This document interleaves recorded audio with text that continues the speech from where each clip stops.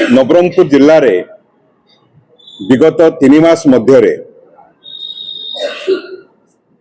गणशिक्षा विभाग हॉस्टेल एवं आदिवासी मंगल विभाग आश्रम रे 6 जन आदिवासी एवं दलित छात्र छात्री मृत एवं जड़े क्षत विक्षत कि सरकार वर्तमान सुधा संपूर्ण नीरव से आम उपरे केस करी आम मुह को बंद करने को चाहते कि कदापि ताहा हवा को दिया जीव नहीं। कारण जो 6 जन छात्र छात्री मृत्युवरण करिसेंती समस्त होउची चिकित्सा जनित अवहेला। ठीक समय रे आम छात्र छात्री माननकु चिकित्सा जोगाई दिया न जाई पारिबा जोगु सेमाने मृत्युवरण करिसेंती।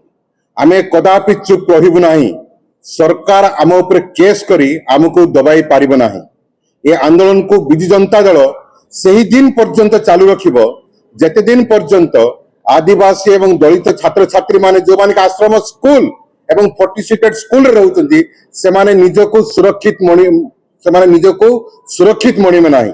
कारण जो प्रकार भाव रे सेमानको निर्यातना दिया जाउची, सेमानको अत्याचार करा जाउची एवं सेमानको उद्देश्य रे आसीथिबा सरकारी अर्थ को ए बाबू माने पदाधिकारी माने जिला स्तर हड़प करचंती या को आमे कदापि ग्रहण करिबो नाही। एणुक आमे चेतावनी देउछु भारतीय जनता पार्टी सरकार को तुरंत या ऊपर पदक्षेप नियंतु एवं ए छात्र छात्री मानक सहित न्याय करंतु एवं नचेत आंदोलन सामना करंतु। धन्यवाद, नमस्कार।